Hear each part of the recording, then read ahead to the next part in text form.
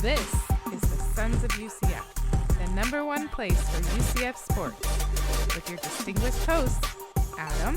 What was your reaction when you got notified that you were going to be a Hall of Famer? How does that sound to you, Coach O'Leary, Hall of Famer? Yeah, I'm inducted into a number of Hall of Fame. And Mike. I don't know if you know this, but I won the 5K race that we did a couple weeks ago.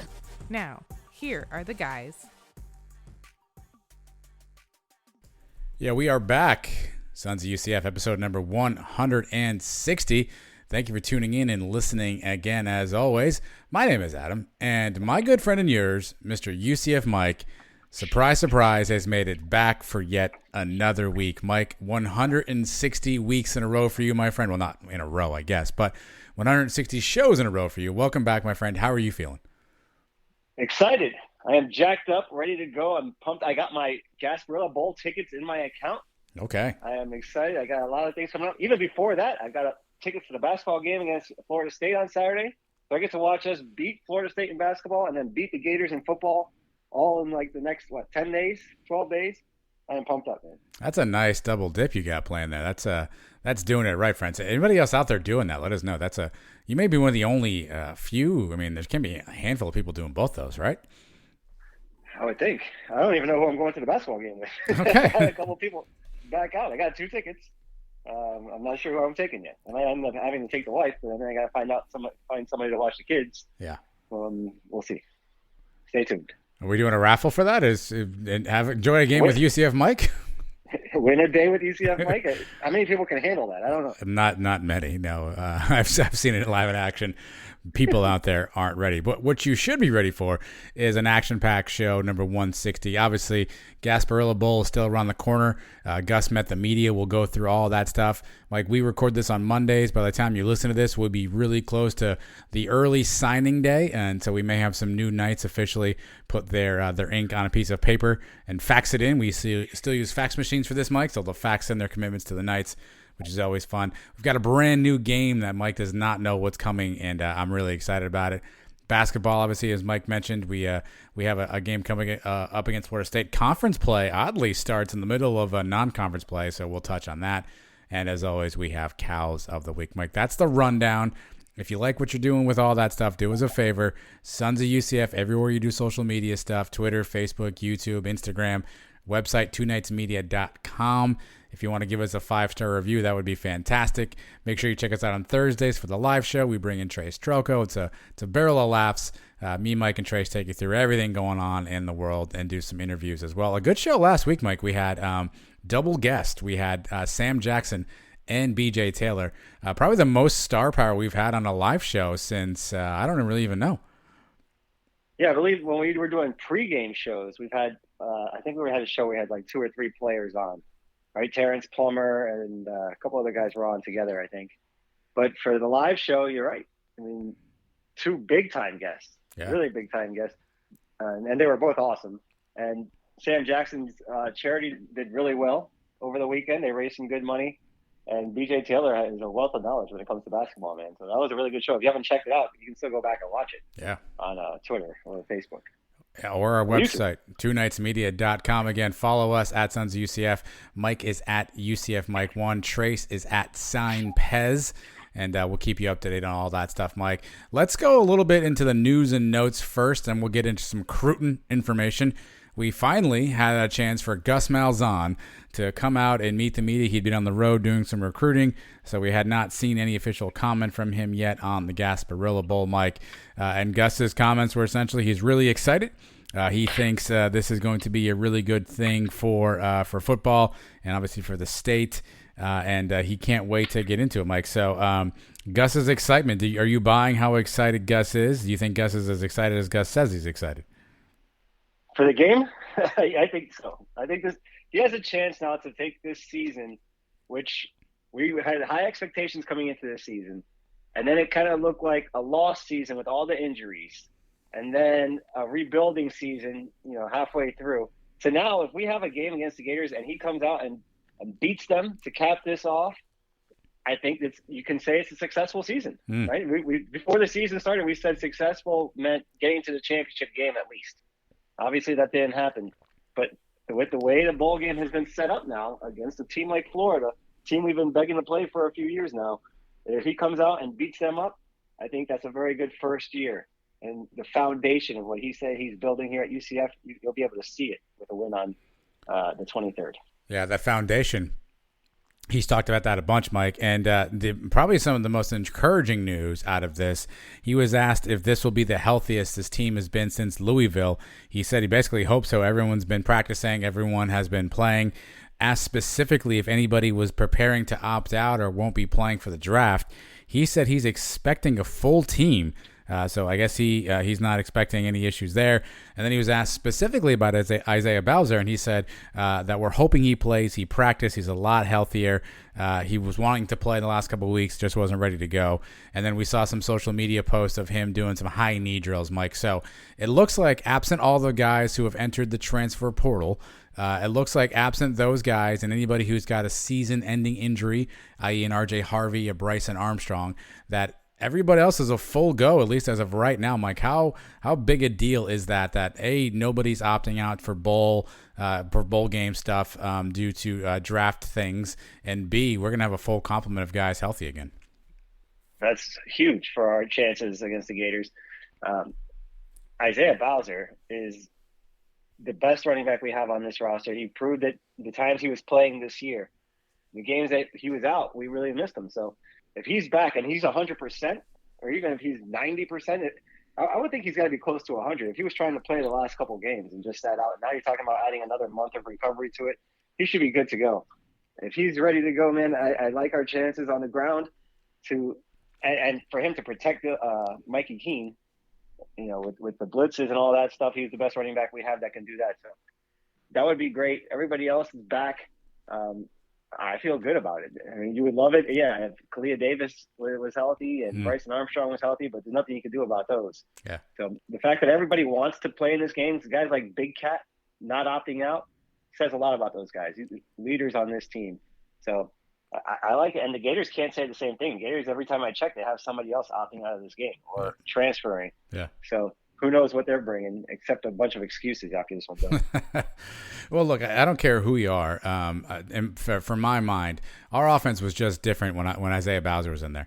I mean, I'm not saying that it was 10 times better, but I think the offense had a better rhythm. There was more, I guess, just variation of play. Then you bring in a Johnny who can come in and really give you some spark. Nice third down play, nice little screen pass. Bowser wears him down, maybe opens up some play action stuff for Mikey. I just think the offense is way different with Bowser in there, and I think that's huge for Gus to be able to have another weapon that he can play call for, another sort of toy that he can use, even if it's on a decoy perspective. Just one more thing in there. So Bowser being back, if he's 100% healthy, and again, we've still got another 10 days from the time that you and I are talking right now for him to play. I would hope to hell he's going to be out there for that one, and I would hope he's close to 100%. Yep, and the other guys that have had nagging injuries throughout the year, like Matt Lee, right? And he's had to come out of a couple games here and there. Now he's had a couple weeks to get back in shape and get ready to go. If he's ready to go, that clears up the whole offensive line. It's looking good. It's the healthiest we've been since basically the Louisville game where everybody got hurt. And that's when we were playing our best football is the first couple games of the year. So we'll see what happens here. I'm excited. I know the players are excited. I'm pretty sure Gus is excited. He may not want to say how excited he is, but I'm pretty sure he is. Well, he was asked about Mikey Keane, obviously, who we now know will definitely start this game for us. And I thought this comment was interesting, Mike. He said that he was banged up late in the season. He's going to be healthier. He's a winner. He's led us to 5 out of 6 wins down the stretch and not 100%. I know he'll be closer to 100%. That'll be helpful. He's excited. He's ready to lead our team. Obviously, Mike, he referenced earlier that playing tougher defenses like a Cincinnati obviously was not a good afternoon for Mikey. But I guess knowing that he maybe was banged up, it makes you think differently about how he played. But B, knowing he's 100%, what do you need to see from Mikey Keane? How excited are you, I guess, A, that he's going to be healthy? And, these extra practices that the team is going to get, I mean, that's got to give Mikey some help, no? Yeah. This is a time where in between the end of the season and the bowl game is when usually you develop your younger players. And Gus said, hey, we've been developing these guys all year because we were forced to play them with all the injuries. Mikey had to play 8 of the games this year. So I think it's going to be big for him, and this is huge for his future. I mean, you're talking about an off season where they're going to be bringing in a transfer quarterback, and they're bringing in a highly rated freshman. So he's going to be fighting for a job next year. If he has a big game against the Gators, that'll do a lot to cement him a little bit going into next year. I got to see something. What he's got to do though is just take care of the ball like he's done most of the year. Don't get us into any big problems. Don't turn the ball over. And he's proven that he can go down at the end of a game and put a drive together to win it. He did it a couple times this year. The East Carolina game he did, and on those drives, converting fourth downs on big plays. Mm-hmm. So against the Cows too. So he's shown he's capable of doing that. He's calm when he needs to be. Now he just needs to do that for one more game. And perhaps my favorite answer of the entire press conference, we joked about this on the live show, who was going to be the one to ask Gus about Dylan Gabriel. Jason Beatty is the big winner. He basically said, he entered the transfer portal. What do you think? And this is every word that was said for this answer, Mike. I'll read it for you. It'll only take about 5 seconds. He said, quote, "He chose to do something different. Mikey is ready to go. Parker is a guy. Joey is a guy. We'll be fine. Our guys are excited about playing in the bowl game." So I'm glad we've defined who the guys are on the team, but clearly Gus wanted no part of answering this question, Mike. So we expected a non-answer from Gus, and we got pretty much a non-answer from Gus. Yeah, taking the high road. I'm sure behind closed doors, he'd say some other things about Dylan Gabriel and the way he left this program. But, we got a couple guys. We got some guys. I heard about those. I heard about those guys. Parker Navarro has been nice here at the end of the year. He scored 3 straight games, get down towards the goal line, and you're giving it to him. Now, I'm sure Gus has some kind of wrinkle ready to go with the Parker Navarro. We haven't seen him throw any passes, right? Mm-hmm. Very few passes. Zero this year.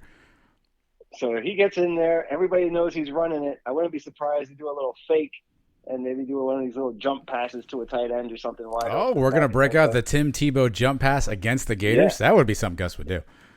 Exactly. That's what I'm looking forward to. Maybe an eligible lineman, Cole Schneider catches a touchdown or something like that. But yeah, be ready for something like that. Gus is going to put out all the stops in this game, right? We are the underdog. He's not going to hold back. And we've seen he's capable of calling some trick plays here and there throughout the year. We've seen some trickeration. We've seen wide receiver passes and things like that. So I'll be ready for anything. It's the last game of the year, Mike. Can't hold anything back. He's got, 3 weeks now to game plan. One of the things that Gus does really well, we talk about this every week, is the opening drives for UCF. He's put together some really good ones, some really good play calls, especially when he's had time to think through things. Now that he knows what weapons he has and he's not trying to piece some stuff together, a healthy Jalen Robinson, obviously Ryan O'Keefe, a healthy Isaiah Bowser, Brandon Johnson over the middle. If we can see any production out of Holler at the tight end spot, Johnny gets a touch here and there. To your point, a wrinkle with Joey or Parker. He's got some time to put together something, and I'm really curious to see what that game plan will look like because this is a win for UCF. Go out, and everyone's already going to pick against UCF. I saw the game day guys. I think it was whoever the guest picker was on Herb Street already picking the Gators. Thinking these guys are motivated to play, but to your point, everybody's opting out more than the faster they can opt anything out. So we'll see what happens. Here's my question for you, though. With the Dylan Gabriel stuff, we'll put this to bed in a second. How do you think that impacts Mikey? Because, now this Dylan Gabriel cloud isn't hanging over him. And I assume, obviously, the worst kept secret on the team was that Dylan wanted to be out of here. So how do you think him not being around, does that free Mikey up a little bit? Do you think maybe it's a more relaxed atmosphere? I mean, I don't know if that translates to a better throw or a better decision making, but that's got to at least make the kid feel a little bit differently, no? Yeah, you don't want that guy hanging over your shoulder in practices. And word was Dylan Gabriel was practicing the last couple of weeks. Is that taking reps away from him? Was he practicing with the ones? I wouldn't imagine. If he's practicing and going through all the drills, I'd imagine he's probably practicing with the first team and taking away from Mikey Keane. And now Mikey Keane has had a couple of weeks now to develop some rapport with Jalen Robinson, who was out for most of the time when he was starting. Yeah. So that's got to help.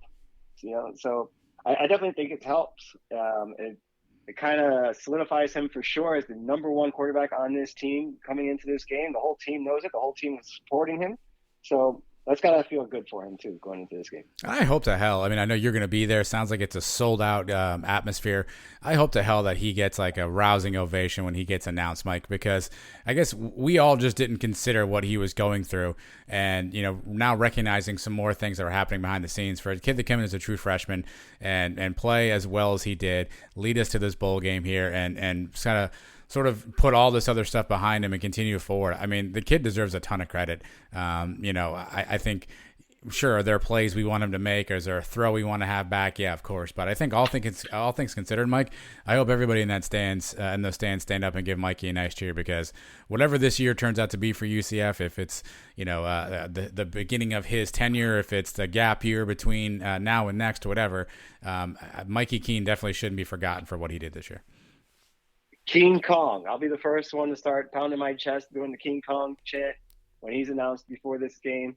I hope he comes out and has a game for the ages, man, and really puts something in Gus's head going forward that, he's not here to just be a placeholder for the next transfer quarterback. He's here because he's going to be the quarterback of the future. That's the way he has to approach this game and approach this offseason afterwards to get ready for next season and go into ready for a competition next year. So. Yeah. Good luck to him, and I'm looking forward to it. Yeah, everyone stand up and give Mikey a round of applause when you see him on the field, Mike. And probably the most exciting news that came out of this presser for you is Gus was asked about his health, and he said that he's off crutches for right now. He's standing up, he's coaching, and I expect to be on the field around that 50-yard line so I can be a normal coach. The tree stand, it would appear, may be retired, Mike. I know this has got to be the best news you've heard in weeks. Yeah, I like my coach on the sidelines. You know my feelings about him up on that table. I'd rather him just be up in the booth or something. I think he could have communicated fine that way. But now that he's back on the sideline, he's more comfortable. And he says that, he wants to talk to the referees during the game. That's a big part of the deal for him. And, coaches can work the refs throughout the game. You may end up getting a call down the road because he's worked them for a couple times during the game. And, the clock management and all that stuff is different. So I'm glad to have him back on the sideline. That's the way he's been doing it for 31 years or whatever it's been, that he's been a head coach. He had to be miserable up there on that table. So I'm happy for him. And I'm happy, his leg is feeling much better and he's able to walk around. Yeah. You're seeing some photos of him out. Sometimes he has the brace on. Sometimes he doesn't. So obviously, look, we can laugh all we want about the injuries that took place this year, and I just did. But Gus himself, the head coach, being injured, I mean, I don't know how often you see anything like that happening. I mean, that's just fantastic that he had to endure that, because it just puts the cherry on the top of the injured season for UCF. One of the other questions he was asked, Mike, and this will bring us into our next topic. He was asked about how important will coaching changes at both Florida and Miami be for recruiting? And Gus essentially said, we're on a pace for a big-time recruiting class. Recruits know where we're going. They know what's happening. They know we're building a foundation for this thing. So we're going to give you some info on recruits, Mike. And let's just start off with this fun fact right here. Mike and I are by no stretch recruiting analysts. There are some guys who cover recruiting for UCF who do a really nice job. So we're not pretending to be able to. We're not messaging recruits. We don't have some of those insides with coaches. That's not who Mike and I are. But we did kind of sit down and go through a little bit about who's available, what's happening out there, the recruits we have, and obviously signing day coming up on Wednesday. Right now, UCF projected to have a top 40 class. Obviously, that could change both in the positive or the negative. So we'll go through that in a second, Mike. But let's start with transfer portal. Probably the biggest news that broke here over the weekend. Auburn quarterback Bo Nix, who recruited to Auburn by Gus Malzahn, played with Gus for his first 2 seasons at Auburn, has announced that he will be heading into the transfer portal. Many people connecting the dots that means that potentially Bo Nix could come to UCF to reunite with Gus. Obviously, nothing has been official yet. I saw an interesting note that I guess when you go in the portal, Mike, and I haven't seen the actual portal, it's still a blank mystery to me. But apparently you can designate whether or not people can contact you directly or not, or some sort of way that you can designate that. And that Bo, although he's in the portal, has not asked to be contacted directly, which some people would seem to think that means he already knows where he's going. You saw some rumored schools out there already, UCF, Cincinnati. I think I saw Texas A&M as an option as well. So let's start there, Mike. Bo Nix is in the portal. I don't know if you looked up his stats. I know you've seen him play a little bit. Do you want Bo Nix in the black and gold next year? Yeah, I do. I've seen him do some nice things on the field as a true freshman. I think in his very first game was a big time game. He threw a touchdown pass to win it, from what I remember. Yep. He's an athlete, man. He can throw it. He can run. He's already familiar with Gus's system. He's a big kid. He's got exactly what Gus looks for in a quarterback. So competition's always good. I just raved about Mikey Keane and how he played this year, but competition, give me the best quarterback, give me the guy that's going to give me the best chance to win. And if that's Bo Nix, then I'll take him. I think he has an idea. I think all these guys have an idea where they want to go when they enter the transfer portal now, whether they want to be contacted, not, or this and that. I don't know, but I'm sure every one of these guys, when they go into the portal, they have one or two teams that they're looking for first. And sometimes things change, as we've seen with some other guys, and those opportunities close up. But if he wanted to go somewhere where he's going to be comfortable with the system, you would think it's Gus Malzahn, right? I mean, who else does he know? Who else has he played for? And the other thing that concerns you, though, in the age that we're living in today, is he may just go wherever he's going to make the most money, right? The NIL, somebody throws a bag load of money at him, he's going there. I don't care how familiar he is with Gus. So that's one thing to look out for. But for his play on the field, yeah, I'll take Bo Nix on this roster right now. Yeah, I mean, listen, his Auburn stats in his 3 years there, 39 passing touchdowns, 18 rushing touchdowns, does have 16 interceptions. His 2 years with Gus, he threw 16 and then 12 touchdowns while Gus was there. Obviously, he knows the system. I think that's the most interesting thing. He already kind of knows the playbook. Gus maybe has more familiarity with how to use him. This year, all the quarterbacks on UCF roster were learning the system for the first time. Bo Nix would come in now with his third season under a Gus-style system, so that would give him definitely sort of a heads up. But there's going to be competition. A lot of quarterbacks entered the portal just on Monday alone. And so while some people would point to UCF as an option, I guess you never say never. You never really know. I do think he would be an interesting fit at UCF. I saw somebody on Twitter compared it to Brandon Wimbush. I don't think that's accurate. I think Wimbush was a way different fit for Heupel's system at that point in time, a way different quarterback than Bo Nix is. So I do think it would be an interesting bridge. I think he's going as a grad transfer, but he has 2 years left. So conceivably, he could only want to maybe stay 1 year and then try to get to the league. And so we'll see. I think I agree with you. I would take Bo Nix. I think he would add a dimension to UCF's offense that would help. Would he be the best quarterback? Only time will tell. But I think he'd be somebody that would be a nice addition to the roster. The other name on the quarterback front that's out there this weekend, Michael Penix Jr. He's coming from Indiana, where he's in the transfer portal. He's played 4 years at Indiana. There are reports. I think he was actually around campus this weekend. He was there. Some things about him, red flags. He's never played more than 6 games in a season, so he's been injured. I think he's injured his tore the same ACL, I think, twice. He threw 14 passing touchdowns in 2020. That's the highest number of touchdowns. And again, even though he's only played in no more than 6 games a year, he's got 15 INTs in his career so far. So definitely maybe turnover prone, Mike. But even not as much as a runner as you would have thought. Bo Nix has more rushing touchdowns in his career than Michael Penix does. So Michael Penix, a left-handed guy, Mike. Is he somebody that you want at UCF? If we can't get Bo Nix or Bo goes someplace else, is Michael Penix next on your list?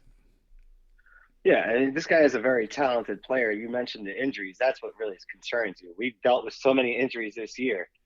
You like a guy that'd be more durable. Not to say that he can't come back and have a completely healthy year next year. It's just a bigger risk when we're talking about somebody like that that's been hurt every single season. Yeah. But I do like him as a player. When he's on the field, he's very good. He can throw it. And he'd be a good competition for Mikey too. And another lefty that doesn't really bother me. That can go either way. I guess it depends on the receivers how they like it. But he's a good option too. If Bo Nix is not available, then Penix is. Then I'd bring him in to see what he can do.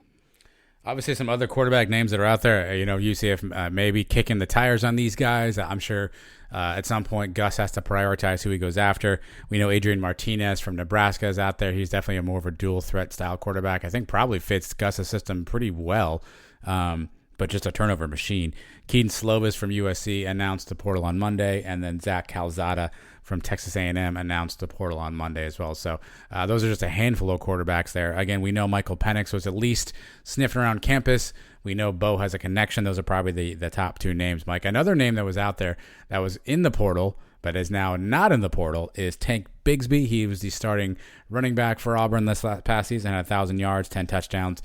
For a minute, he either was going to go in the portal or said he was in the portal or indicated he would be portaling.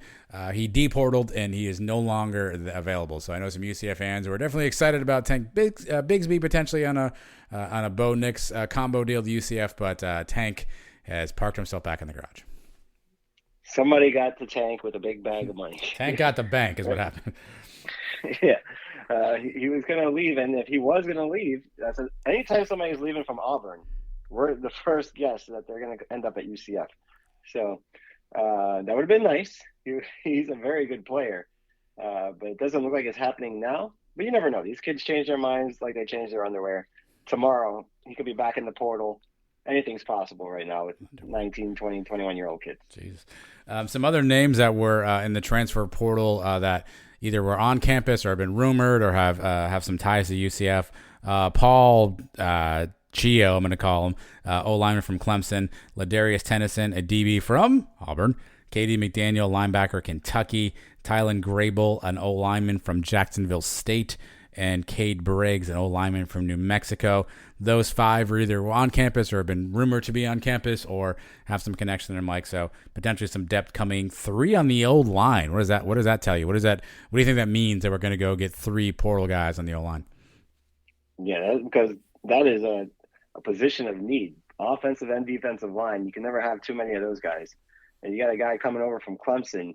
You think he has a good pedigree. So I'll take as much help on the offensive line as I can, especially, we got a couple guys that are maybe gone now after this year. Sam Jackson's graduating. I'm pretty sure he's not coming back next year. A couple other guys. So I'll take anybody on the offensive line that this coaching staff thinks is capable of helping us. Yeah. So you got to build there. It doesn't matter who your quarterback or running back is if you can't block for them. Yeah, you got Sam Jackson, Cole Schneider, both, eligible to return if they so choose, but obviously they have graduated, so they'd be taking their extra COVID years. Matt Lee is still there. Palua is still there. We saw a little bit on some shuffles on the O-line, so we saw some other guys come in here and there and get some run. We've seen Collins play a bunch. He was more of like a tight end spot. So obviously depth's an issue there, Mike. Wide receiver Kanata Mumfield from Akron was initially rumored to be somebody UCF was looking at. I see he's got a bunch of other visits, some offers out there as well, Mike. 12 for 751, 8 touchdowns. So far, no receivers yet rumored in the portal. I know we have some guys coming in on potential, high school recruits. Are you surprised nobody in the receiving corps yet tied to UCF from a portal transfer? Yeah, because that is a position where we definitely need some help too. And you saw the impact that Brandon Johnson had this year for us, scoring a touchdown in almost every single game. That's something we need more depth at for sure. And the recruits, Quan Lee and the other kids coming in, they look like they can do something too. And we do have some players.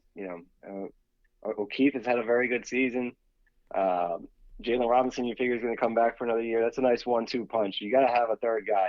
Brandon Johnson has been that this year, but he's going to be gone after this year. So, I would like to see at least one transfer come in. If not, add a couple more freshmen that are able to start right away. Yeah, there's a kid from Clemson who's in the portal. His name is like Aju, I believe. So there are some receivers out there, but obviously positions of need. So look, it's transfer portal season. Like it's kind of gross. There's like 17 quarterbacks in the portal. Everyone's just kind of moving around at this point. So there will be opportunities, I think, for guys to get on teams. Don't know the timing. It's not like National Signing Day for these guys. They don't have to commit by a deadline day. Now, schools have different rules based on when their academic calendar starts and if they want to practice for spring, all that stuff. So there may be some schools that have some individual rules, but hopefully we get some clarity on this stuff soon, Mike. But this transfer portal stuff is dizzying. It seems like every day I think I saw like 700 plus kids were in the portal alone right now. And obviously, just like the high school kids, Gus and the staff, they got to figure out who they want to contact, who they don't. I mean, it's got to be a lot of work to figure out who's in the portal every day. Yeah. Now with early signing day coming in 2 days from now, at least you'll know after that day where you really got to focus, where you got to plug in some holes. First, fill it up with the high school kids, and then go after positions of need with the transfer portal. Yeah. Well, let's talk high school guys, Mike. So that is the portal list as we know it. Again, we don't know what we don't know. If kids aren't posting stuff, if Gus is talking to guys behind the scenes, we don't know what we don't know, Mike. But here's what we know about high school recruits. So 15 hard commits right now. That would rank UCF at number 39, second in the American Conference, second in the state of Florida behind Florida State, Mike. And look, there's a lot of names on this list. I'll go through a few of them I think are important. At least our top-ranked recruit, according to 24/7, is Nikai Martinez, a 4-star cornerback out of Pubg. Quan Lee, a 3-star receiver out of Gainesville. And then the Hendersons and Keanu Thompson, both 3-star guys locally, Mike. Those are kind of the top 5. And it's really interesting. All of them except for Quan Lee are on the defensive side, Mike. How important is it to stick those top 5 guys right now? Martinez, Lee, the 2 Hendersons, and Thompson. Yeah, they all seem like they're pretty solid commitments. I'm not worried about them flipping last second. I mean, you never know on commitment. You never. It's flip season, my friend. It is flip season. But you haven't heard any rumblings about those guys. They all seem pretty solid. Defense, we know, has to improve. It's gotten better, much better this year than it was the year before. But this is T-Will bringing in his guys to his system. I like everything I've heard about all these guys. Yeah. The defensive backs, Nikai Martinez, the Henderson twins, those were big-time targets for us. Some big kind of linebackers, Cam Moore, which is Bam Moore's brothers coming in. So nothing not to like so far about this class. As you talk about the ranking, this would be one of the highest ranking classes we've ever had, and a chance to have by far the best ranking if we can land a couple other guys. Yeah, you talk about flip potentials, I guess. Quan Lee's been a little bit all over the place on social media. Again, he was committed to Miami, and then rumors are that he essentially got, uninvited from Miami, for lack of better words. He's from Gainesville. There's some talk that maybe he wanted to try to stay home locally, but Florida wasn't interested. Then Billy Napier takes over. I don't know if they're in on his recruitment yet, but he's definitely been one who's been active on social media. He's kind of got the latest round of faces and gifs and just phrases that people are scratching their heads about. So Quan Lee, keep an eye out for. The Hendersons, I know they were recruited by Miami initially. Miami and Florida both wanted them. With both those staff changes, I don't know if either one is interested in maybe thinking about that. Obviously, Mario Cristobal is probably a better recruiter than Billy Napier is at this point, so maybe Miami gets involved. Who knows? But those would be the 2 schools potentially for those guys. Next to the next 5 on the list, Mike, and these are some good ones. Thomas Castellanos, 3-star quarterback out of Georgia. Leighton Nelson, a 3-star offensive lineman out of Boone right there in Orlando. Tyler Griffin projects to be an athlete. He's out of Georgia. Jordan Mcdonald, a 6'1", 220-pound unit of a running back, also out of Georgia. And Jamal Johnson, a 3-star D lineman out of Chaminade down there, Mike, near you in Hollywood. Obviously, this list, Castellanos and Mcdonald, your potential, backfield of the future for UCF. How important is it to lock both those 2 guys up? Yeah, and Castellanos has been the biggest recruiter for us right now. He's the one out there on social media getting everybody to sign for UCF too. If you look at his highlight tape, the kid looks dynamic, man. He can run. I saw him put a juke move on some guy today and run it in for a touchdown. He looks really good. And this Jordan McDonald is really impressive too. Yeah. Big kid. And he looks like he's got speed. He's got the power, we know. But I've seen him break a few long runs too. He's coming in from Georgia. All these guys are playing for really good high school teams that are playing for state championships, and that tells you a lot about these guys too. Leaders on really good teams. I like that. These other guys that you also mentioned, Leighton Nelson, another big-time offensive lineman, that's what we need. Him, Miguel Maldonado, who I believe was the first commitment on this group. So guys that really want to be here and build this thing the way Gus has been promising he's going to do. If you saw that grin on Gus's face the other day when he was talking about the recruits, he's up to something. He's got something else up his sleeve where he's going to close this thing strong. I feel good about it. I know he feels good about it. So only a couple of days to go now until signing day. Yeah. By the time you guys listen to this, you may have already signed this whole class. So, or maybe even more. Who knows? right? A couple of fun facts. Jordan Mcdonald went to the same high school as Paul Chow, who is the target from Clemson on the transfer portal, so maybe a connection there. So that's a fun fact. Mike, if you're worried about flips in this particular group of people, Leighton Nelson was trying to go to Florida. I think he committed to Florida, then flipped to UCF. And one of the sticking points was he has a younger brother that wanted to walk on. I don't know if that was something that was going to happen at Florida.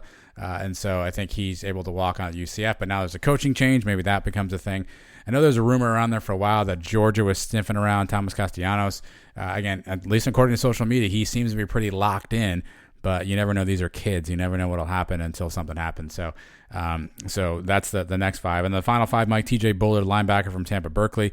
His name will be important to you guys in a second. Hold on that. You already mentioned Miguel Maldonado, offensive lineman from Lakeland, 3-star. Cam Moore, Bam Moore's younger brother, 3-star linebacker from Sanford. Grant Stevens, 3-star tight end from Ponte Vedra. And then Caden Kittler, a 3-star offensive lineman from Texas, Mike. That kind of rounds out the five there. Kittler had been posting some images about his time at SMU, but then on social media tonight, he said he's signing with UCF, so I suppose that's all said and done. And let's not forget our preferred walk-ons, Mike. There's a handful of those. Probably the most important, Colton Boomer, the kicker, will be joining UCF. He'll have his signing day on Wednesday, Mike. So that kind of rounds out at least who we know are the commitments so far. Any of those names in the final five, Bullard, Maldonado, Cam Moore, Grant Stevens, or Caden Kittler, any of those names interesting to you?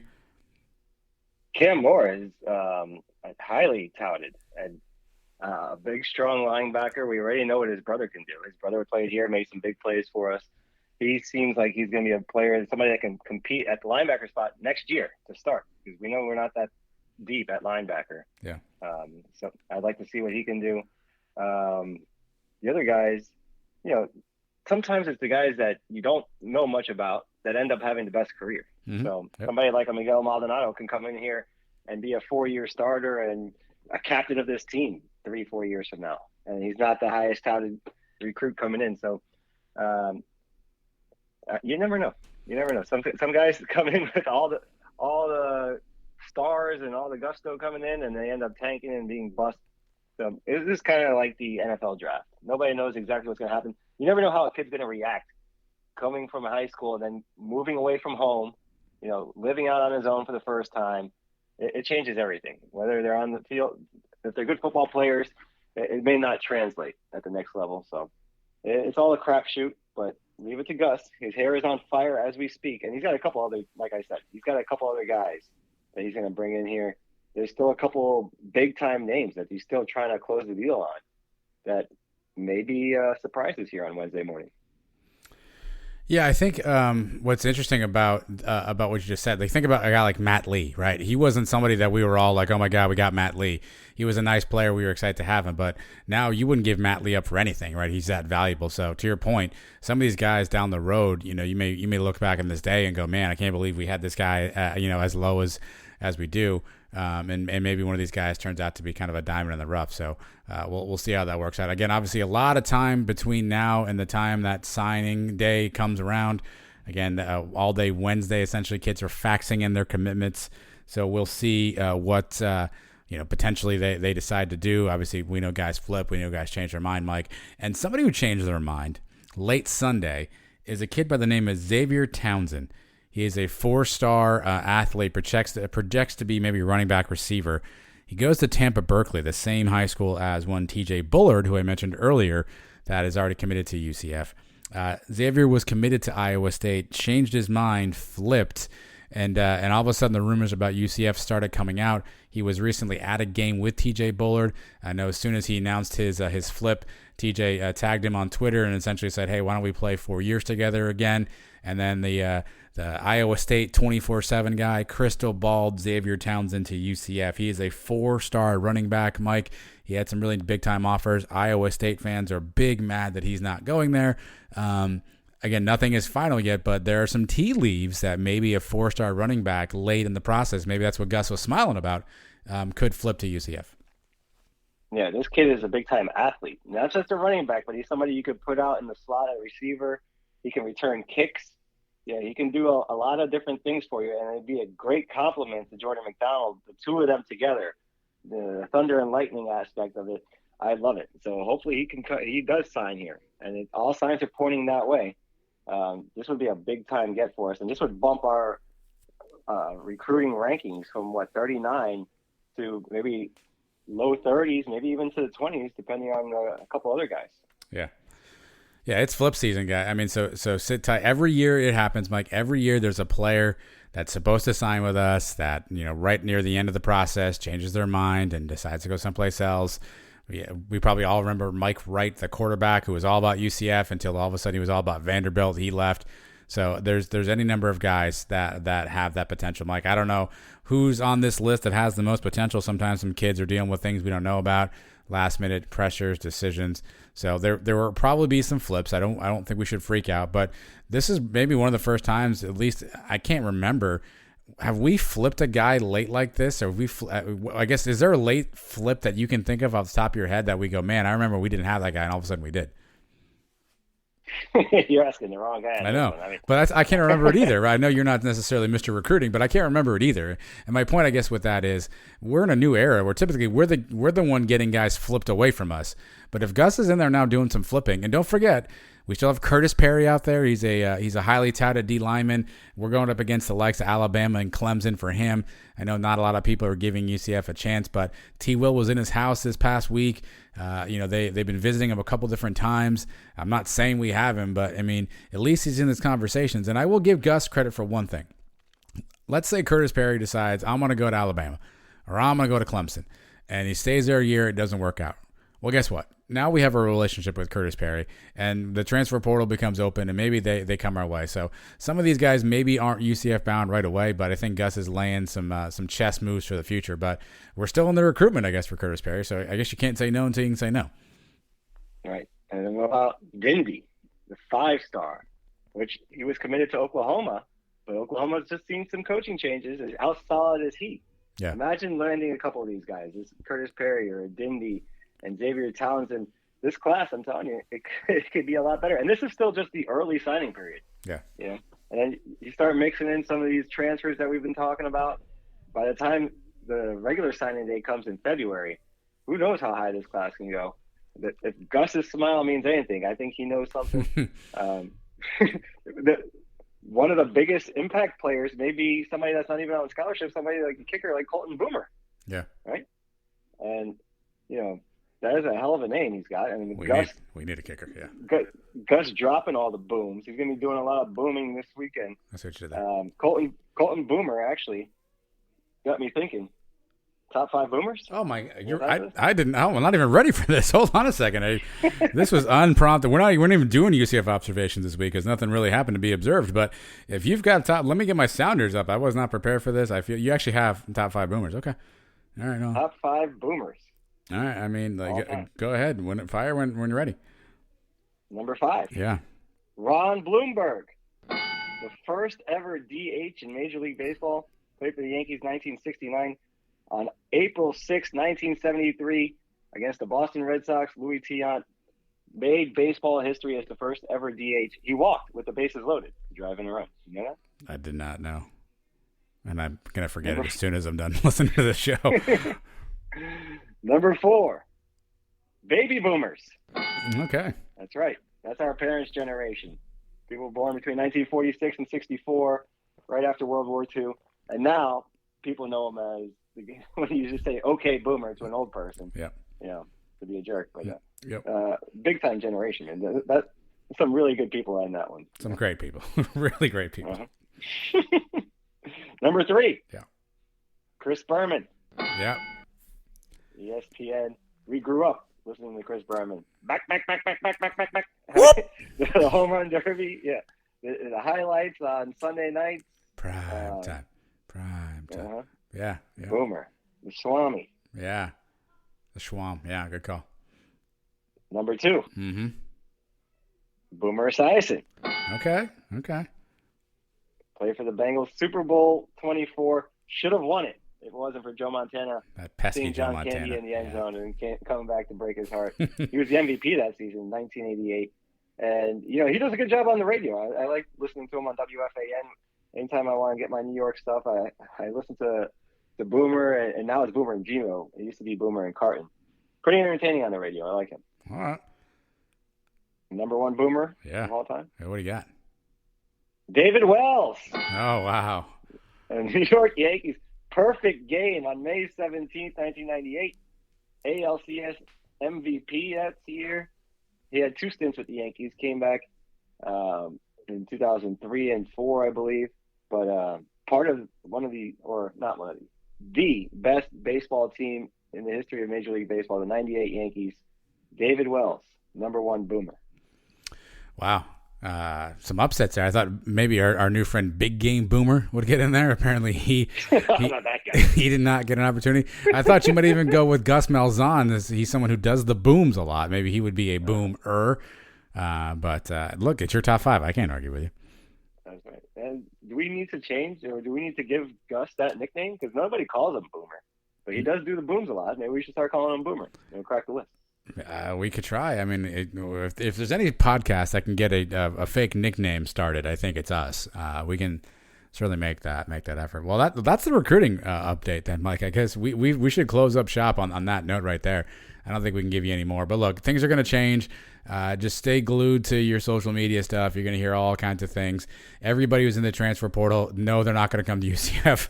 That seems rather illogical. So, but I assume Gus has his priority list. One name off the board quickly, Mike, that just announced here this evening, Spencer Rattler to South Carolina. So he will be going there. So that should open up the doors. And really, this is kind of a domino game. Once other teams start filling their quarterback spots, obviously we know UCLA has been shopping around. We hear Texas A&M a lot shopping around. So once these other schools kind of start filling their void, Ole Miss, it'll kind of be a domino effect. So maybe some decisions will be made now that Spencer Rattler's off the board, Mike. But let's. I got a fun game that we're gonna play in a moment. But why don't we just do a quick little read here for Paper and Lace Boutique. Our good friends Paul Jones and Trina tied the knot this weekend. Super excited to see those photographs. I don't know if they got their invitations from Paper and Lace, but they should have, Mike, because your sister Michelle does a fantastic job. So congrats to Paul and Trina, but tell everybody more about Paper and Lace if they want to be the next Paul and Trina. That's right. Paul and Trina are one of the best night couples you'll find. Those are really nice people. I met them down here during the Charge On tour. And, they're big supporters of this show. So congratulations to them. They're going to be on their honeymoon out in California. Good luck to them. But if they didn't use my sister, then they made a big mistake. And don't make that mistake.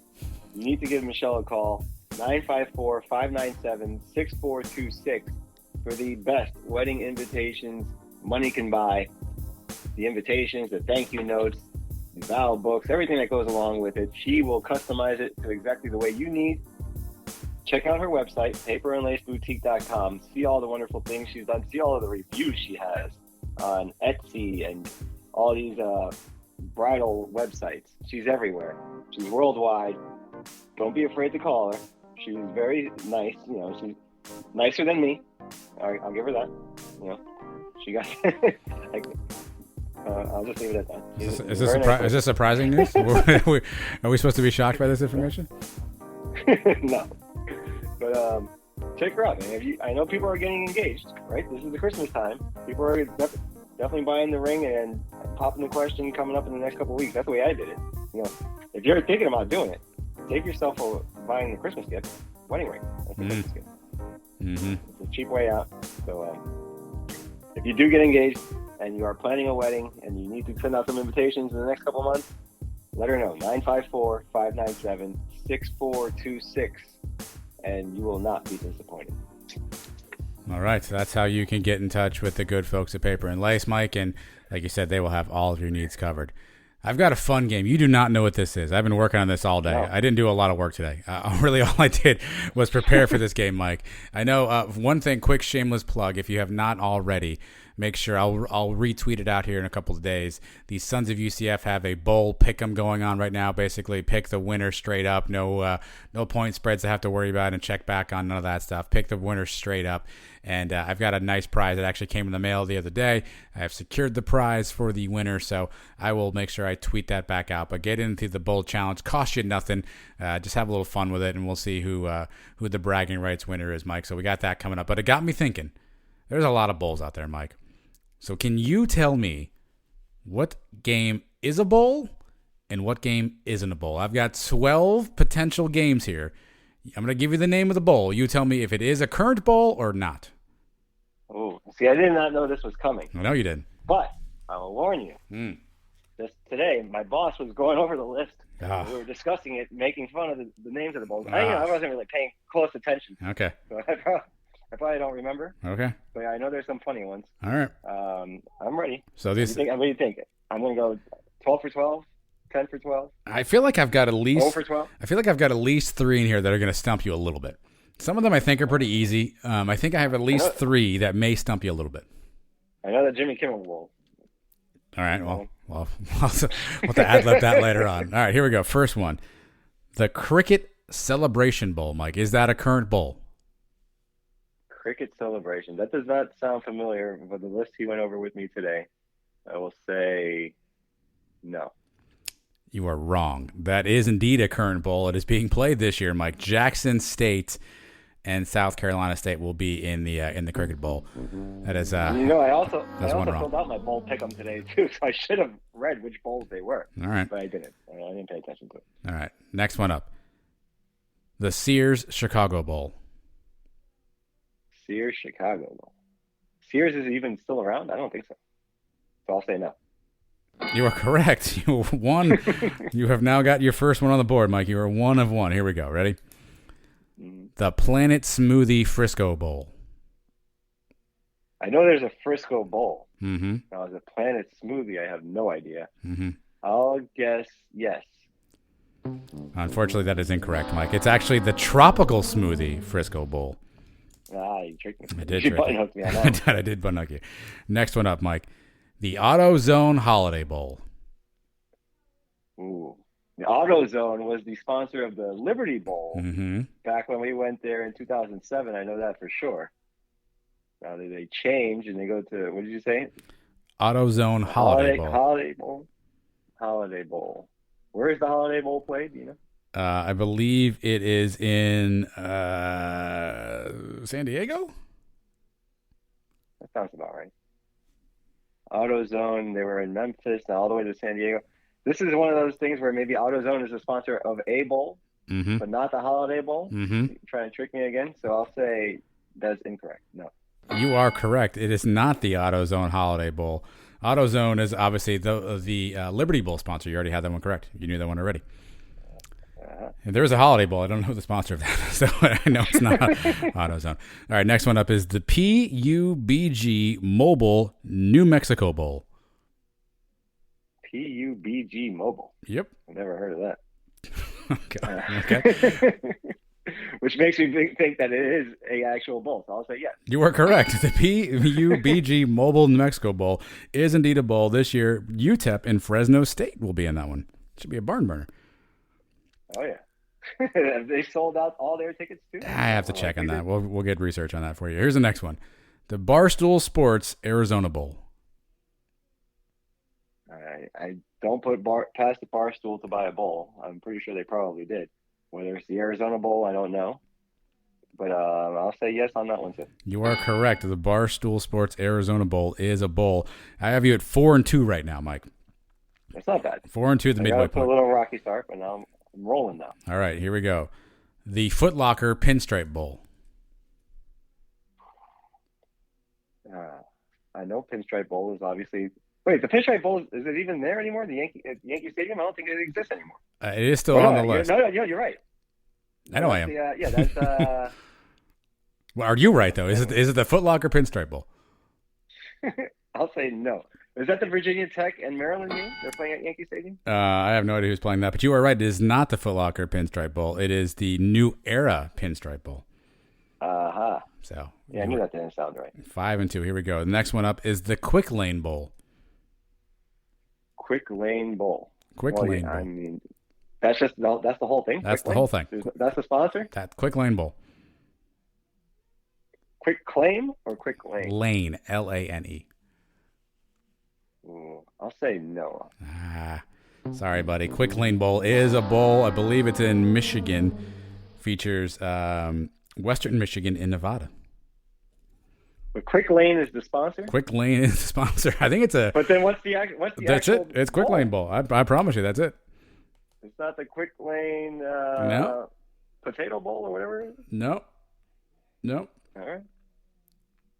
Next up on the list, Mike, is the Easy Post Hawaii Bowl. Easy Post Hawaii Bowl. I know there's a Hawaii Bowl. I know Hawaii's playing in it. Those are all facts. But Easy Post, I don't know what that is. I'll say no. Nobody does. You are incorrect, my friend. Unfortunately, Easy Post is the sponsor of the Hawaii Bowl. You are now down to 5-4 with 3 remaining. Jeez. All right. Let's try to get over 500. This one's going to be a gimme. That I know that already. The Jimmy Fallon LA Bowl. That is a bowl. I already knew that one. I don't know who's playing in it. Hold on. But I know Jimmy Fallon has a bowl. Are you sure? What is it, Jimmy Fallon, like San Francisco Bowl Oh, or Mike, something? come Is that on. It's the Jimmy Kimmel LA Bowl. Oh, yeah. That Jimmy Kimmel. Yeah, I gave you a second, and you said Jimmy Fallon to me again. That's a no, judges. Judges give you a no on that one, buddy. The one you knew, you didn't actually know. Look at that. Yeah. Yeah, look at Oof. that. Sammy Smith at the You goal switched line. that just now, didn't you? No, I actually had Jimmy Fallon LA Bowl written down. Oh, man. I knew it was Jimmy Kimmel I too know. the whole time. Sammy Smith, what are you going to do? All That's right, here just we me not paying attention to what you're doing. That's fine. Right. Steve Martin was a prop comic. Here we go. The Old Spice Fresh Alamo Bowl.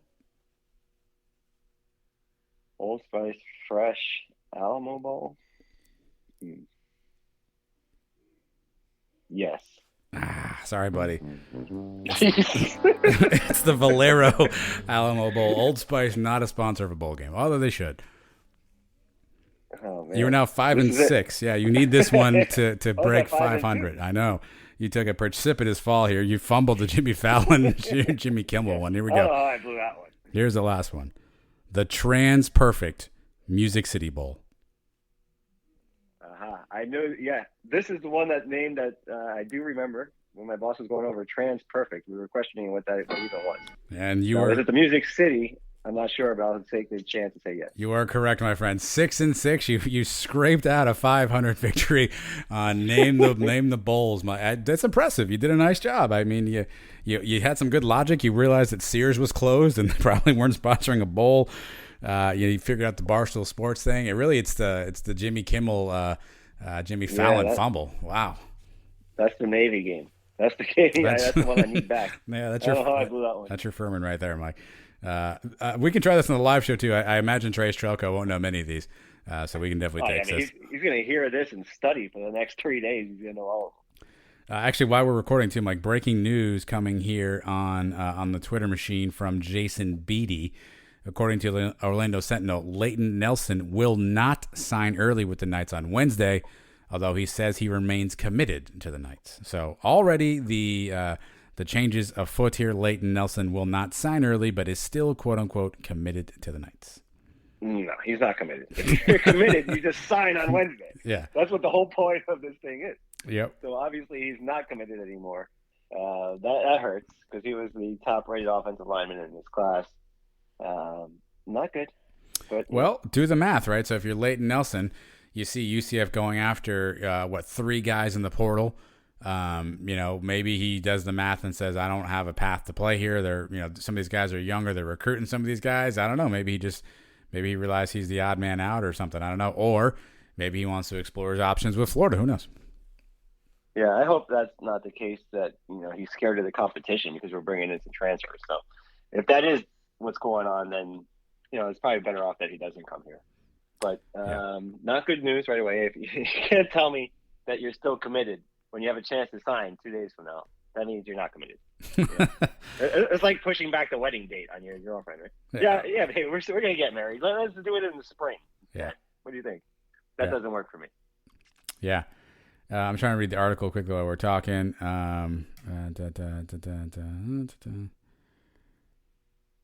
He just said it's nothing like, I hate UCF. There's no need to sign early for me anyway. I'm not graduating early.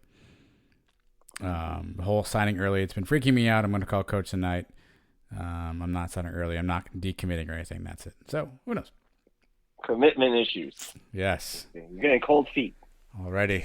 as a youngster. I don't blame Or you. he's waiting for somebody to bring a bigger bag of money.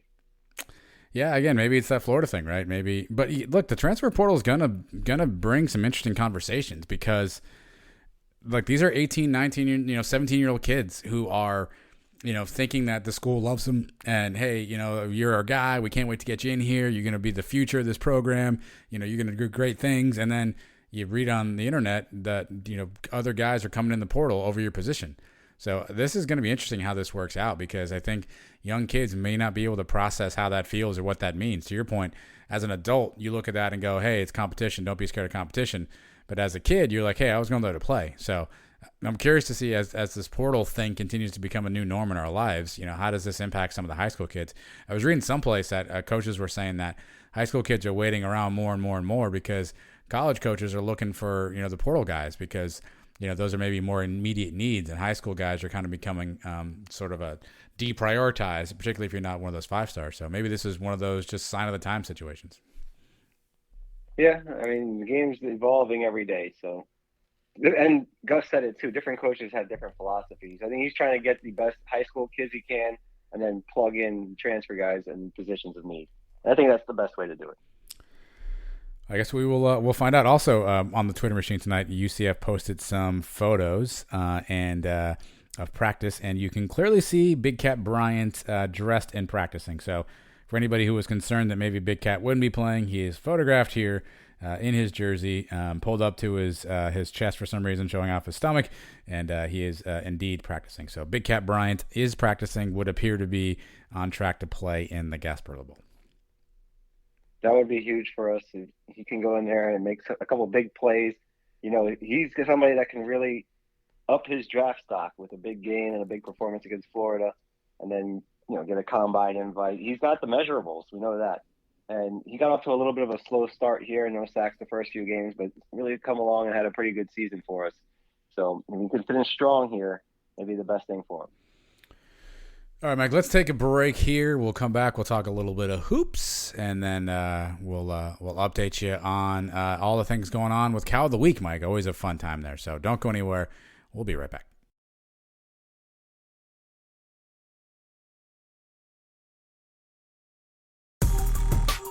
This is UCF head football coach Gus Malzahn, and you should listen to the Sons of UCF like your hair is on fire. Go Knights and charge on. Let's talk a little hoops now. Over the weekend, UCF basketball, the men's team took on North Carolina A&T. Light work there, 83-68. Knights now move up to 6-2 on the season. And an interesting scheduling quirk, Mike. An early season conference game already. Temple and UCF will play on Wednesday, smack dab in the middle of the non-conference schedule. So a quick little conference game for UCF in between there, Mike. Let's get to that in a second. But I know you were watching some of the UCF NC-A&T game. What did you like? What stuck out to you? Yeah, the guys were shooting well. A lot of open shots for us. Darren Green was hot from three. The offense was flowing pretty good. Yeah, they were in control the entire game. You have a 12-point lead going into the half. A&T kind of cuts it to 7 or 8 a couple times, but then you push it back out. It was a comfortable win. Never was it really in doubt. CJ Walker with a nice game. All around, the entire team was playing nice. Even Brandon Mahan started coming out of his shell a little bit, and 11 points, 3 rebounds. So a good team effort altogether. Yeah, I mean, this is an interesting game because obviously these are teams that when you and I looked at the schedule, we said there are some winnable games in here. This was one of the teams that we already kind of pre-chalked up a W to, and obviously that held to fruition. You like to see us playing well against teams that we know we should beat.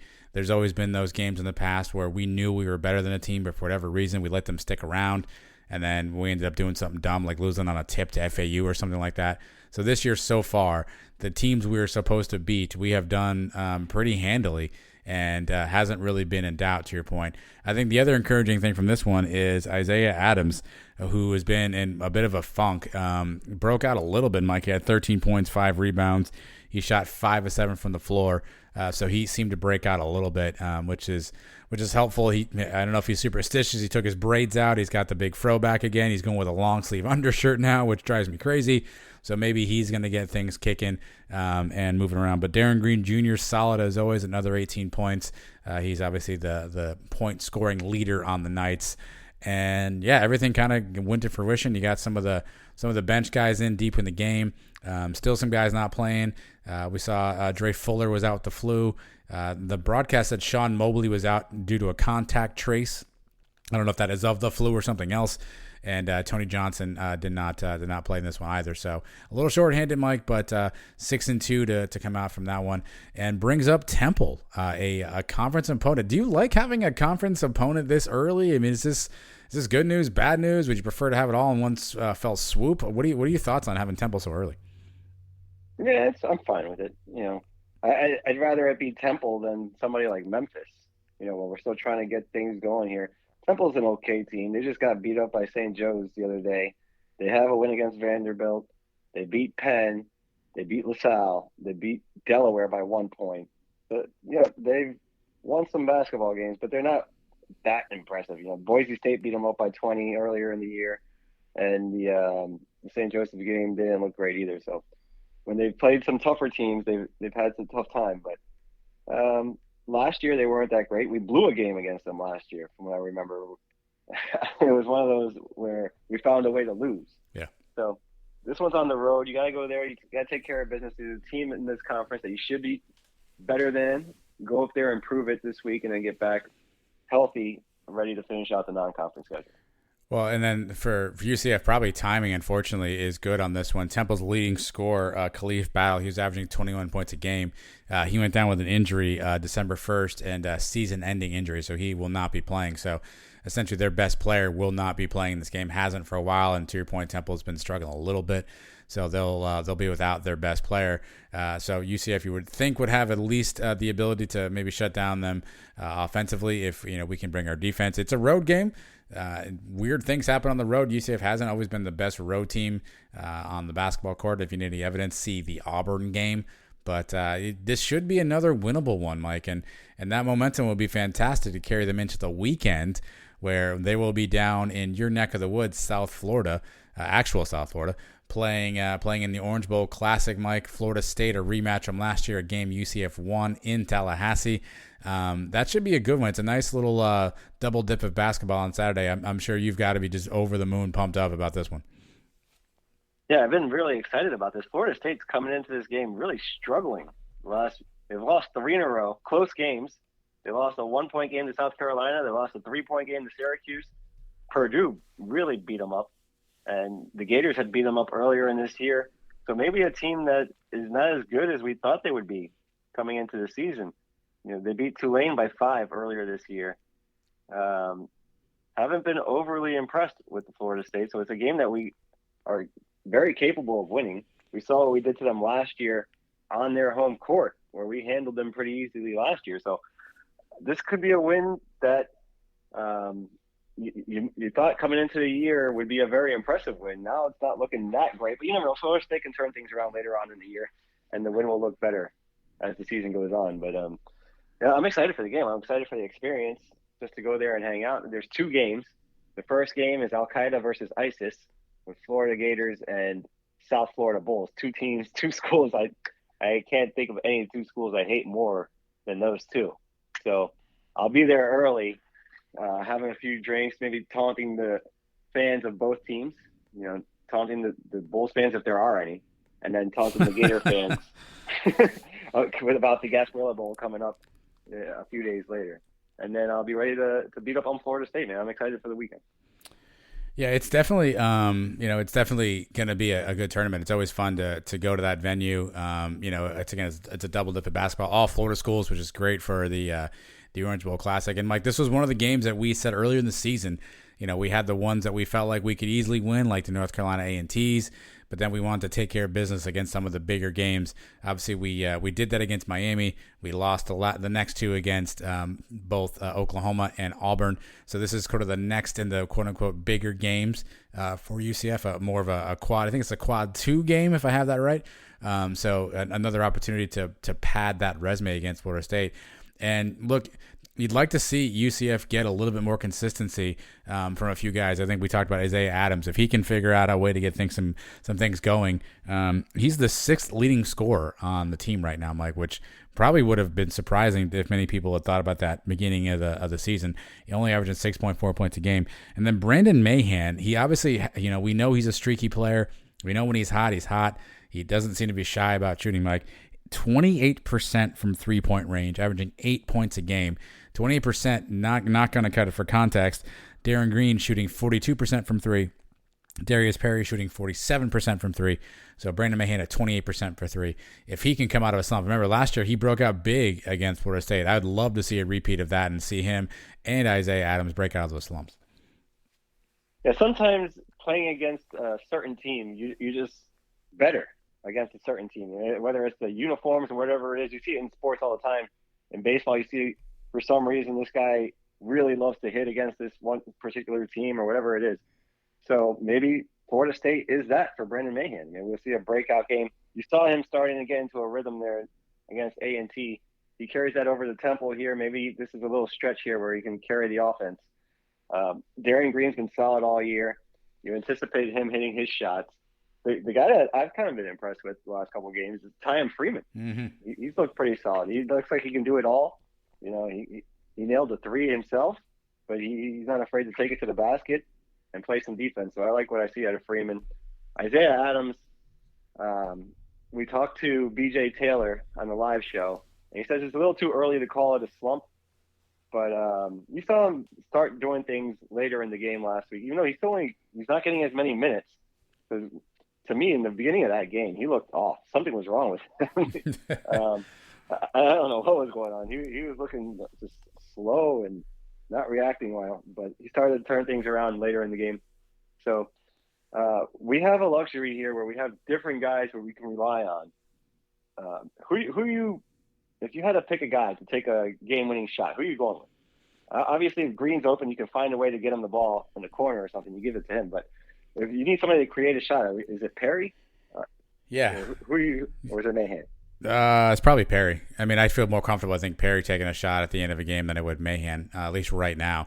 If I can run a set play and I can get somebody open, then, yeah, I would try to get Darren Green open. But one of those deals where, we grab a rebound, 10 seconds on the clock, we have no timeouts, we're down by one, and we have to drive the length of the court. I'm probably, going to put the ball in Perry's hands, and hopefully he makes a good decision. He leads the team in assists, Mike, with 5. I don't think you think of him as a pass-first point guard, but I guess I would go Perry on that one. Isaiah wouldn't be a bad option either. I mean, he's long, he's lanky, he gets to the rim. He just hasn't been finishing this year, so he would probably be another good option as well. Now, if I need a 3, again, Perry and Mahan probably my options. I'd love Green if I can get him a shot, though.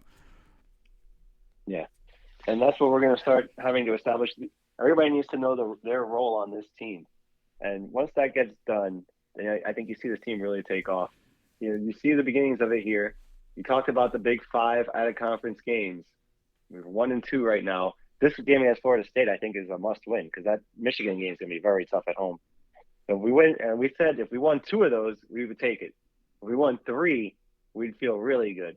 So we still feel that same way right now. And we beat Florida State, and we say we beat Miami, we beat Florida State, we beat all the Cows a couple times later in the year. Those are the games you really feel good about after winning in-state games. So let's see, man. Let's see. Take care of Temple first, and then come down here in South Florida. I'll be there. I'm excited to watch that game. We may have to raffle off who's coming to the game with me. I don't know who's coming to the game with me yet. We'll figure that part out. Whoever can get some of these bowls right, maybe we can find a winner for that, Mike. The big guys inside, too, I think some love to both those guys. C.J. Walker, who, again, maybe isn't the most artistic offensive threat in the world, Mike, averaging 9 points a game, 5 rebounds. And Baka Zhang, he's averaging 5 and 5 boards and a block and a half a game. So those two guys down low have at least been a good presence on the inside. So definitely give those guys some love for what they've been doing. And you mentioned Ty Freeman. Fun fact, he's actually leading the team on field goal shooting percentage, shooting 67% from the floor. So he doesn't take a ton of shots, Mike, but to your point, he's taking high percentage shots in transition. And when he's open, he's able to make the bucket. So UCF has a lot of guys. And again, Dre Fuller didn't even play in this one. Tony Johnson's been streaky. He didn't play. So you like the depth, and let's take care of business. A nice early conference win would be huge to at least get on the scoreboard 1-0 in hypo terms, and then go to actual South Florida and take a W. Yeah, we go 2-0 this week. That'll put us at 8-2 to start the year. We all would have signed up for that. And then you got North Alabama at home before Michigan comes to town on the 30th. So I'm thinking 3-1 here, at least, in the next 4 games before you start conference play for real at SMU and then Temple again. And then we really get into the conference. So you take 3-1 right now, right? I would. Yeah. No, I would take that. Yeah. So, all right. It all starts this week on the road at Temple. That's a game we got to have. Got to have this one, and then we get the next one. Obviously, hopefully we'll have BJ Taylor back to break down some hoops games for us here later on in the season. So stick with us on the Sons UCF Live, and we'll make sure that we have you covered there, Mike. But let's take a break here, and we can close up shop a little earlier this week than normal. We'll close up shop. We have Cal of the Week. A lot of options coming up. Don't go anywhere.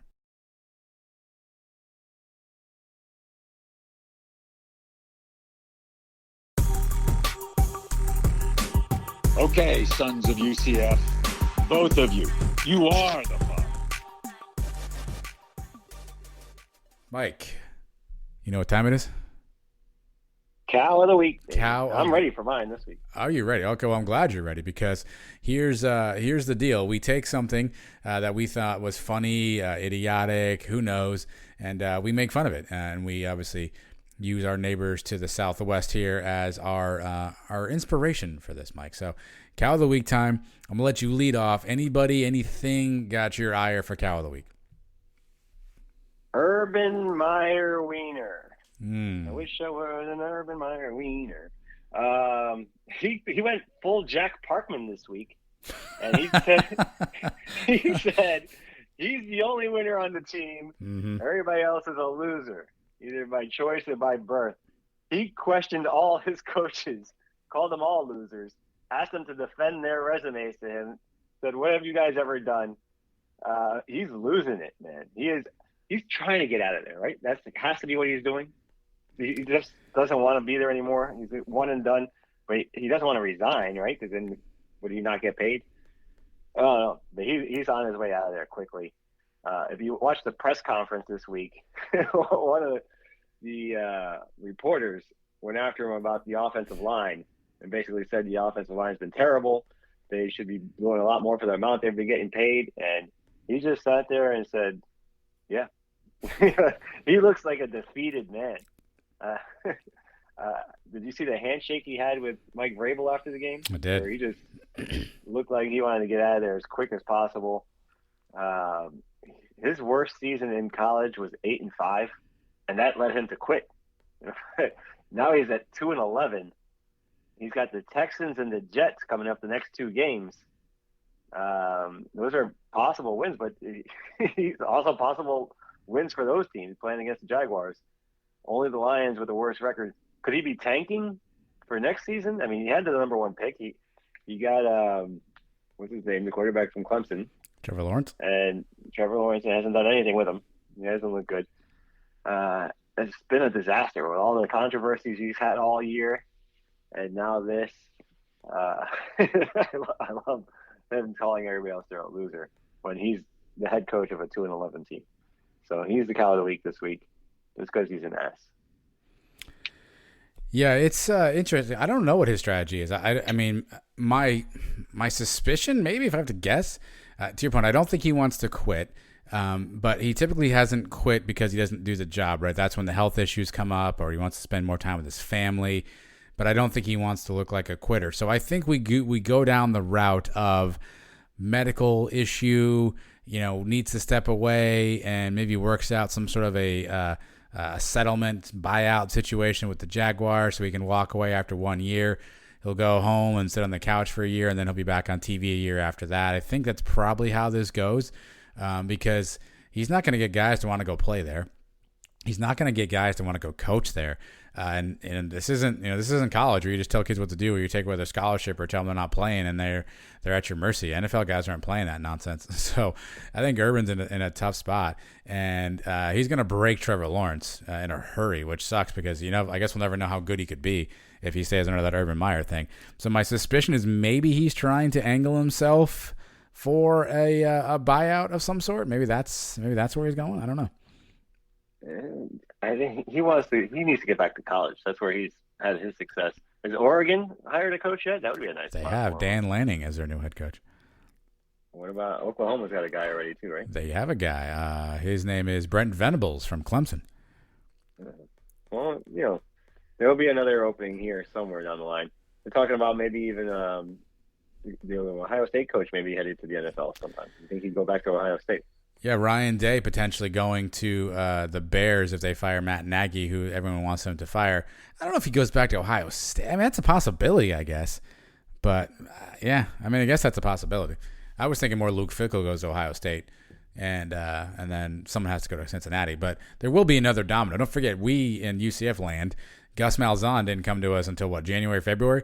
And that was kind of a late domino after a coach got fired and let go. So there's always that late domino, that late coaching opening that's going to spring that no one's expecting. And so if that's the case, I guess we'll see who it is. Maybe Urban's a candidate for that. Yep. But it doesn't seem like he's going to be in Jacksonville that long. And it doesn't seem like he wants to be there anymore. So, I don't feel bad for him. He's an ass. He always has been. And he's getting what he deserves now. And maybe it's showing that he's really not that great of a football coach. We know he can recruit in college, and and even then, not bringing the highest character players, Aaron Hernandez and Percy Harvins and all those guys. But now he's doing what he can with Jacksonville, and it's not looking good. Yeah. It is not. It's probably going to end poorly. And if it does end poorly, Mike, maybe in a couple of years, I don't know, the Jacksonville Jaguars will have the number one pick again, and they'll have to make a decision. And maybe they're going to pick another quarterback, Mike, like this weekend's Heisman Trophy winner, Bryce Young.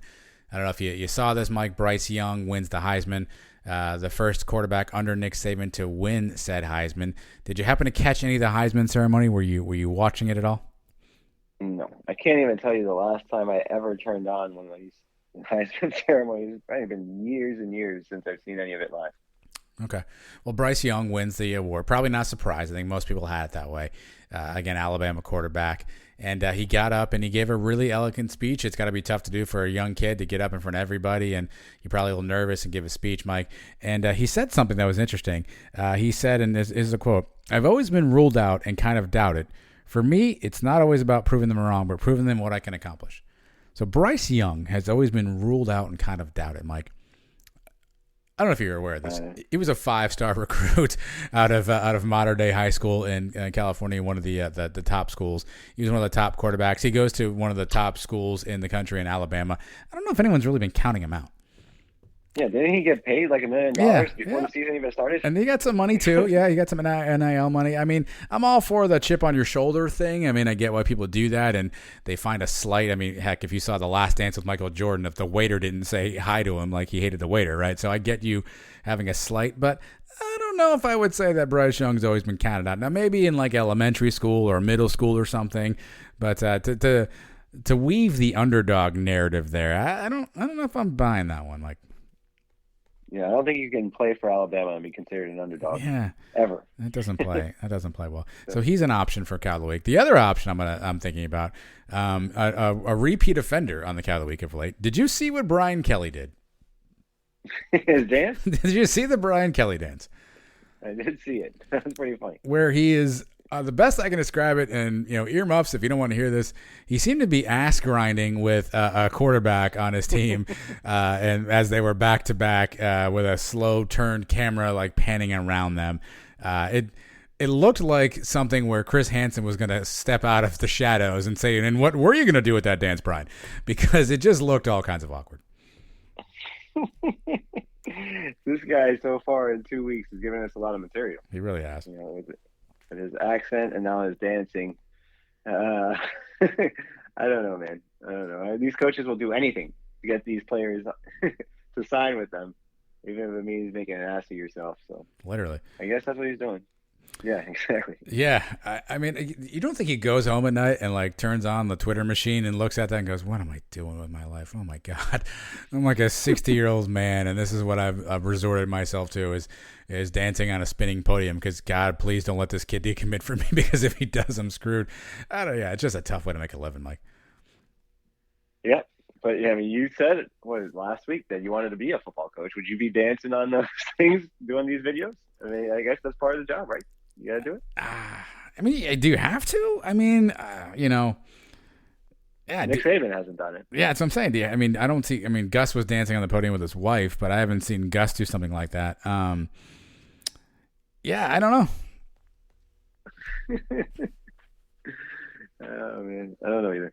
I got another nominee too. What do you? Oh, okay. Some of these fans that are complaining about the bowl tickets. Oh, yeah. I don't know if you've been on this Facebook group. Yeah, I'm not a Facebook group guy. Man, people think that they should just be allowed to purchase tickets, even though you've never had season tickets, you never donated anything to the group. But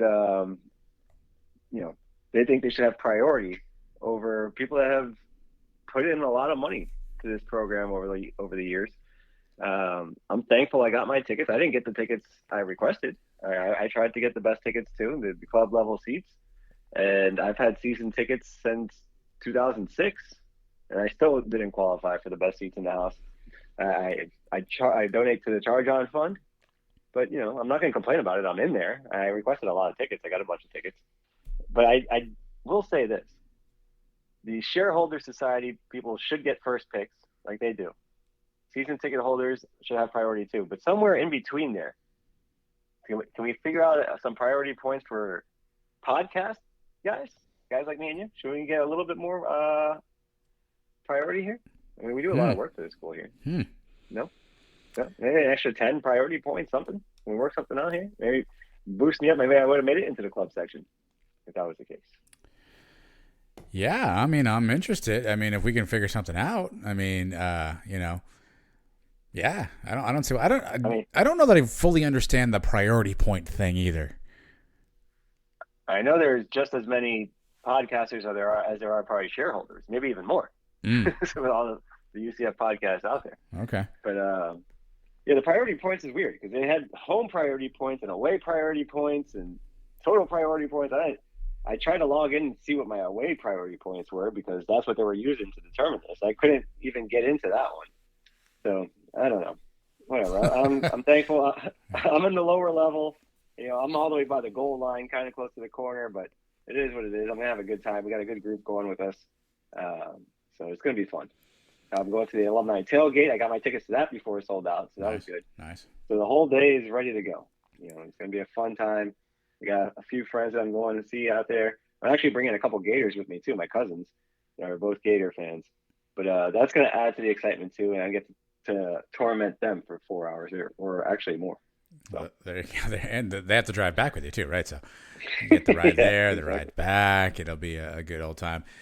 Yeah, I mean, look, I think UCF, the ticket team did, I think, a heck of a job trying to get everyone's tickets allotment. And again, there's only so many they have access to, of course, right? So it's not like they have access to the whole 65,000 lot. And unfortunately, do the math. UCF has a 45,000 seat stadium. If they can only get 25,000 tickets, do the math, right?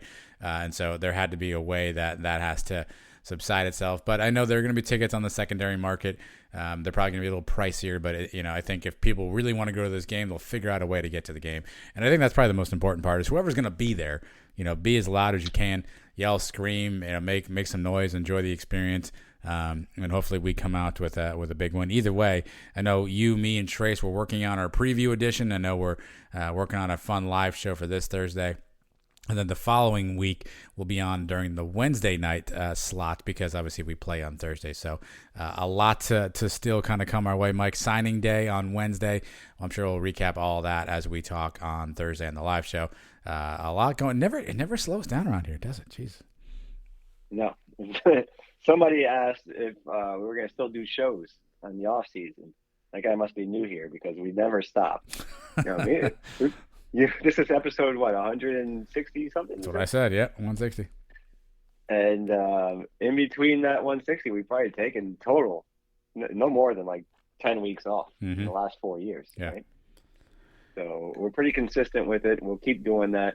There is no off season because we get into the basketball. After basketball, we get into the baseball. After that, in the summertime, we still find things to do. We play silly games. We do a bunch of interviews. So silly games. Stick around. The games are silly? Oh, man. Is this a bowl? Is that a bowl? One time I got traced with it.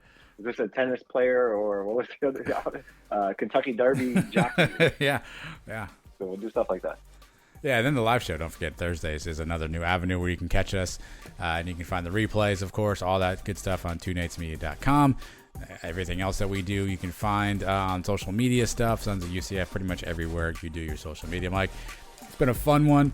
Again, recruiting is here. Everybody don't freak out. People are going to talk about decommitting. People are going to decommit. All in all, we'll figure it out. We always do here at UCF. So everyone stay the course. Be calm. It's going to suck. There's probably going to be a name or two that we don't want to see leave us. There may be a name or two that we like coming our way. So all things usually work themselves out. But we will talk to everybody Thursday. Until then, everybody have a fantastic week. Go Knights. Charge on.